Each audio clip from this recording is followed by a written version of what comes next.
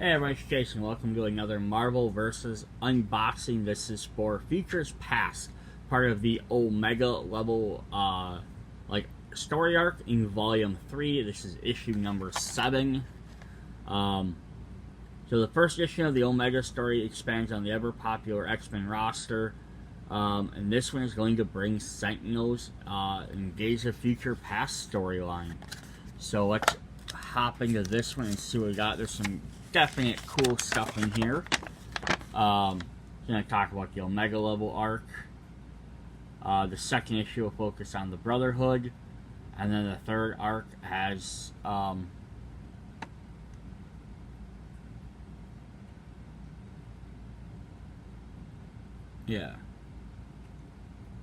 or is this the first one? Sorry, this is the first of the three. Number 7 is the first of the three to share, which is Days of Future Past. The second one will have more Brotherhood characters, and the third one has Omegas.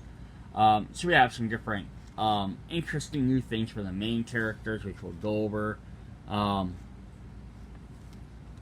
I just kind of show these off, but I'll actually talk about them when we get in there. There's a bunch of extra rules for some of the characters here. And then, of course, there's a checklist. And then some new keywords. Alright, so let's just hop in here and see what we got. But there's one new team. We're going to get the Sentinels team. I'm pretty sure it's brand new in this set. But we're going to start off with an X-Man character. And this is a very unique set of characters for this set. So we have Kate Pryde. This is from the Future in the Days of Future Past storyline. She's also aka Shadowcat. Let's see if I can zoom it back out a little bit, see if I can get a little bit better zoom on that for the text on there. So it says, Future, after you draw your hand at the start of the game, put the top 3 cards of your deck into your resource row face down. If any are locations, you may place them face up instead.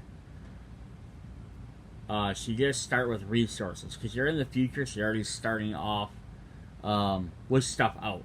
It's kind of neat. And then you have the past, so level up 10. At the end of your turn, Kate gains 1 XP for each resource on your side. When she levels up, KO each resource on your side. So it's kind of a neat thing. You start off in the future with extra cards, extra locations out, so you can do more stuff. But then when you level up, you have to resort back to 0. So if you're familiar with the storyline in the Days of Future Past, mutants are basically outlawed and most of them have been terminated. And then during the story, they find a way to send the adult Kate Pryde back in time into Kitty Pryde, her younger self, Kitty Pryde's body when she just started with the X-Men. And they're trying to prevent this timeline from happening. So we have level 2 is Kitty Pryde. So she goes from a 6/6 down to a 4/3, so it's a little backwards. She's also aka Shadowcat. I can back this up a little bit. She has phasing, pay the main. Kitty has stealth and cannot be struck in combat this turn. So it's kind of a neat, different gimmick to play at this because you start off with an advantage. But as you get farther in the game, you're eventually either going to level up or you're going to stop playing resources. And if you stop playing resources, then you don't have to evolve. But it's at the end of your turn, you're going to gain 1 for each resource on your side. So if you start off with, so eventually it's going to happen anyhow. There's just no preventing it from happening. You can slow it down by playing less cards. But yeah, it's a different way to play the game. You get a weaker character, but you just start out stronger, so maybe you can do something. Alright, the next character is also very unique. So this is level 4 Logan. So we've seen level 1s, which are gray, level 2s, which are gold. There's silver and gold. And then we've had some level 3s, which are purple. Now we have a level 4. I think I'm just going to hold this one up so you can read it better. So this is Wolverine from the future. So it says, alternate timeline. Level 3 Wolverine on your side may level up to this character. Those characters in your level up pile, level 3 Wolverine on your side has, not missing any timeline, level up 1. When Wolverine stuns an enemy defender while attacking solo, he gains an XP. So all he has to do is an attack, and then you can level up to level 4. Then he has Sneak, which he's had before, gains 3 attack during combat. And then he also has the Fight of Our Lives in the Dark Future, level up 1. When a resource appears on your side, if there are 10 or more resources on your side, Logan gains an XP. So kind of like Kitty Pryde is advancing on resources. This is if there's 10 or more, so hers is once you've had so much, you send her back. This Wolverine, if you gain enough resources, basically you build up enough stuff, and he has something to fight for, he gets to level up even 1 more. So then he goes from an 11-9, which is pretty impressive, to a 14-12. So the other difference between these and the other characters is some of the sets will have like example like they'll have Wolverine 1 and 2 in the base game, and then later on they release the level 3, which is purple. It has the same artwork to show that it's the level 3 for that character. They always try to keep the same artwork between the main characters in all their different versions and the supporting characters. So that way you can easily tell which ones kind of went together or the same character. This Logan, though, is because it's Logan, not Wolverine. He has a different name, actually. Also has different artwork and different colors. Now he got this like brownish color. He still has Sneak, which gives him +3 during combat, but he has Berserker Age. He can pay 1 green when Logan stuns an enemy character this combat. Wound and extra time. This can be used any number of times on your turn. And he's a 14-12, so he's going to be hard to take down. And there's not many other I don't think there's any other level 5s as of yet.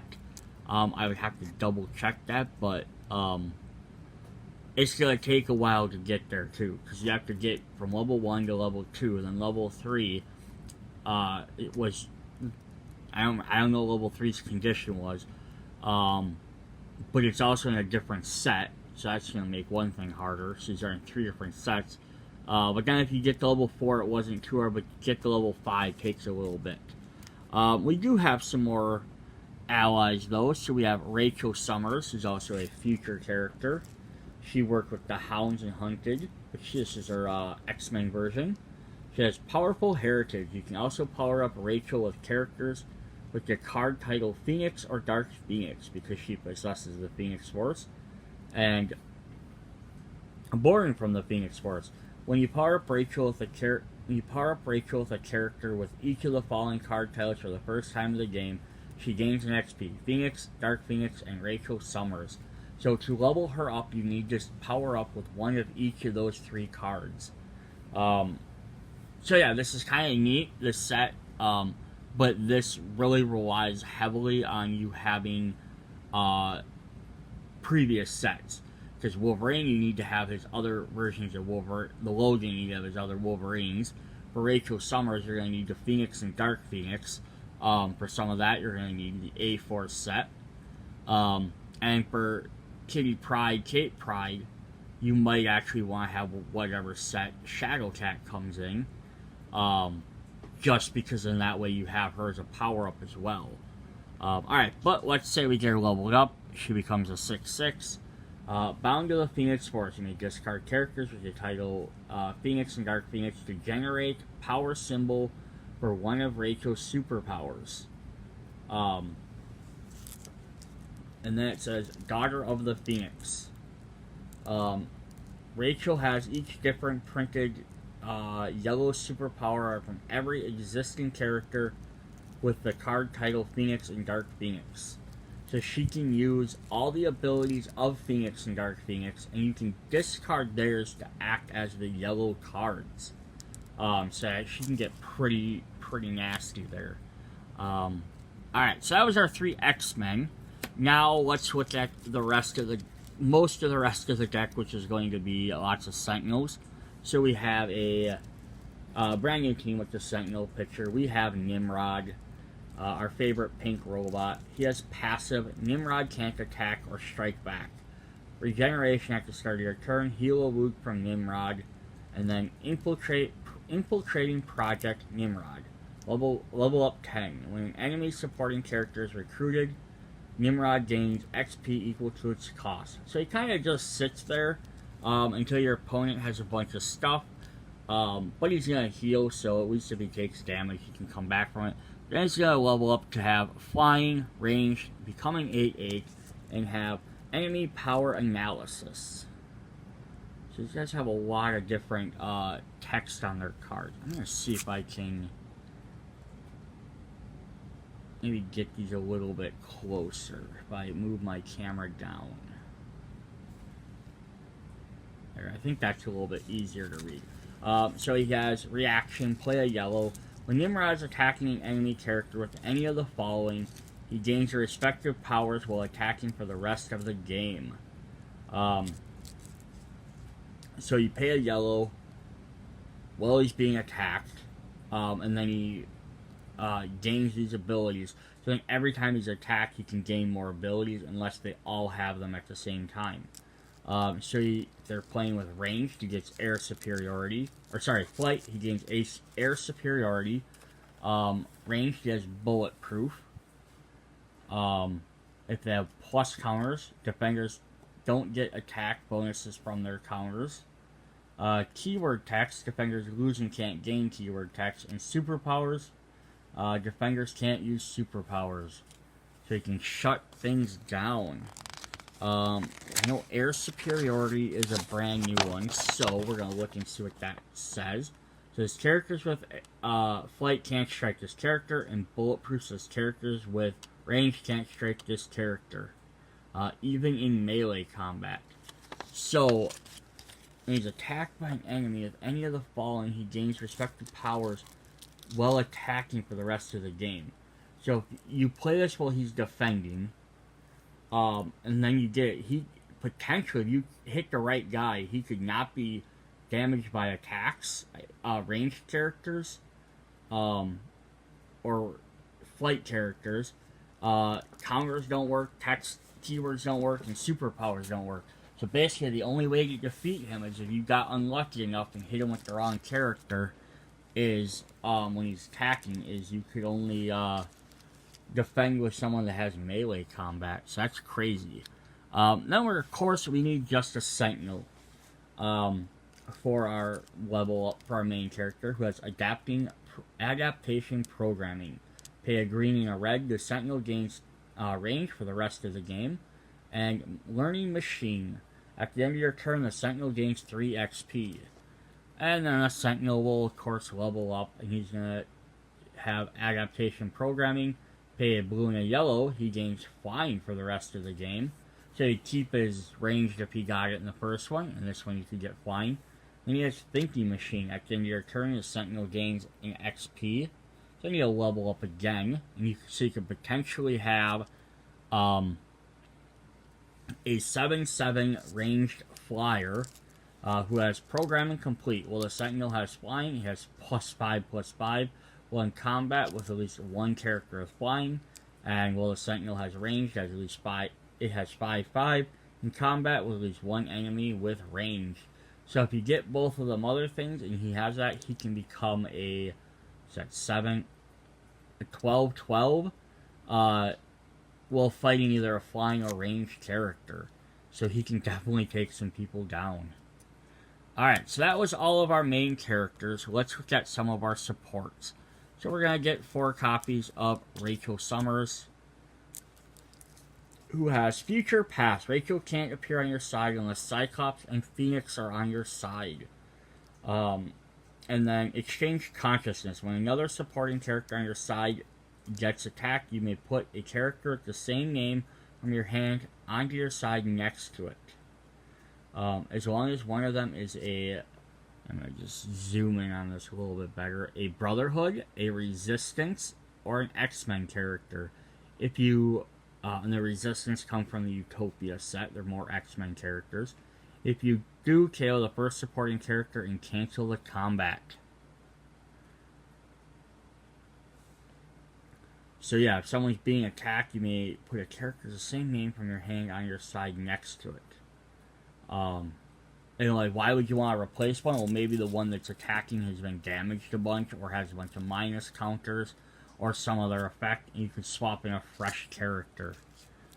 Or the other thing you could do is, if they have a different version, it's like an AKA, or just a different version from a different set, because it just involves name. So if you have like, for X-Men characters, so like if you had like a Wolverine that was an Avenger versus a Wolverine that's an X-Men, you could swap out the different Wolverines that might have different stats. Alright, so we are going to get a Logan support character, and we'll get 4 of those.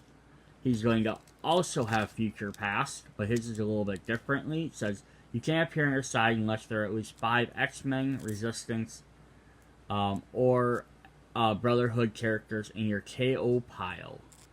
So let's say the same thing for, yeah, Futures Past. And then there's Canadian, I don't know why these won't stay focused.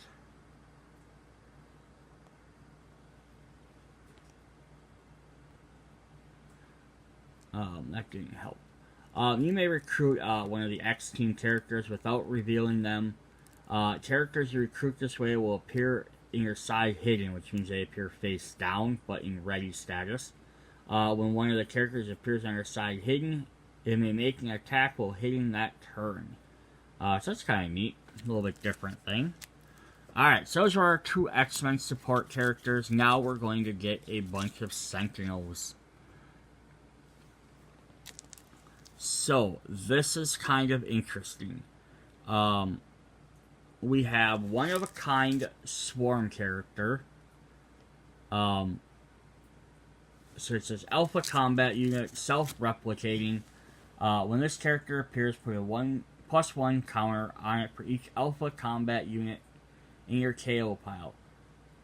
Alpha Combat Unit's learning program. This character has Berserker, and the keyword power from each Alpha Combat Unit's learning program in your KO pile. So you can only have one of these in your deck. But you have you can have up to 4 in play. So how does that work? Because they all have different numbers. So we get, I'm trying to figure just one. I'm gonna pause it for just a sec to make sure I understand how this works. All right, okay, I got it. The one of a kind and Swarm thing are kind of confusing. So, because one of a kind means you can only have 1 copy of this card in your deck, but when you're talking about one of a kind, it's referencing the actual number. So I can only have FUT number 14. And then Swarm means I can have any number of Sentinels in play. That has to do with the name. So I can have multiple Sentinels in play, but I can only have 1 copy of this. But what this does is, so there is 1, 2, 3, 4, 5, 6, 7, 8 versions of this Sentinel in this deck. But you can only have one kind. Why would you have 8? Because their special ability down here says, the character appears, gain 1 card for each Alpha Combat Unit in your KO pile. So you're going to get multiples of these because they're all going to have different numbers. So instead, like this Wolverine here, so if I have all 3 I have 3 of my 4 Wolverines here. They all are Future 13. It's Rachel Summers. It's like, why is 1 12? Well, so these 2 Wolverines are both 13s. So they're the same card as far as the game's concerned for text. This other Sentinel I have, so we have 15, 16, 17, 18, 19, 20, 21, and that's number 14. So they're all considered different for one of a kind. And they all have a slight different ability. So the bottom one here is Learning Program. This character has Berserker, and the keyword powers from each Alpha Learning Alpha Combat Learning Program in your KO pile. So the way this works is if there's another, if this guy's in my discard pile, any other Alpha unit is going to gain +1 for it, as well as they're going to be able to use the Berserker ability. So look at the next one. It's still going to have that self-replicating, but it's going to have dodge. So this one's going to give all the other, any other Sentinel you have out dodge if it's in the KO pile. This one gives out fearless, ferocious, leader, lethal, mobile, and violent. So that's kind of a neat way how the Sentinels work, is that as they get KO'd, presumably they learn something and they pass it on to their other Sentinel brethren, and then they get stronger that way. We have another Sentinel. So this one, there is also 8 of them, but they're not one per deck. They're legion, which means you can have up to 8 in your deck, and swarm means you have any number of play. So they're the executive types, self-replicating. As a character appears, put a +1 counter for each executive type. And then executive type learning program. When this character gets KO'd by an enemy attacker, for the rest of the game, attackers with that name can't strike executive types on their side. So are the other ones, the alphas learn and adapt and get stronger. The executive types, when they're KO'd, will prevent any character from taking out another one. So if you're playing, again, like against Logan, and he takes out one of these Sentinels, which would be very easy for him, he can't take out any other Sentinel anymore. So then it makes it harder and harder to take each of these guys out. So yeah, you're going to get 8 copies of them. So you could in a sense, because you could have the 2 swarms, and those 8 you could actually have out, 16 Sentinels at one point. So it's kind of crazy. Plus, the boss character. So now we have Ahab, who rounds up the hounds like Rachel. So it says, release the hound. When Ahab appears, put a hound into your hand. So I don't have a card called Hound, because I believe this is his special ability. Which says, when you start the game with a private out-of-game hound pile. This pile must contain exactly 4 different supporting characters of your choice with the Brotherhood, Resistance, or X-Men who do not share any names and do not have any copies in your deck. For the game, hounds lose their printed team affiliations and gain Sentinel. So you pick basically what's essentially a mutant character. And you have 4 of them, but they can't be any that match each other, and they can't be any in your deck. So you're going to pick 4 characters that you don't have. They become hounds. And then now he can play them. You can put them in your hand to play them, but then they're treated as Sentinel characters instead of their printed type. Otherwise, they have all their regular abilities. So it's kind of a neat concept with him, because you could like make your own deck. It'd be neat for him to be like a main character and have that. We have the support version of Nimrod. Hunter, Hunter, Hunter. And then next generation Sentinel prototype. When Nimrod appears, he may strike an enemy support character. And emergency teleport reaction, pay a blue. When Nimrod gets attacked, you may put him on top of your deck. And the Hunter ability is not listed on here, so I don't know what Hunter does. Why don't I know what Hunter does? Oh, here it is. It was on the other page. So Hunter is this character has +3 attack while attacking. So he gets it 3 times. So he gets +9. So that's kind of an interesting way to do that.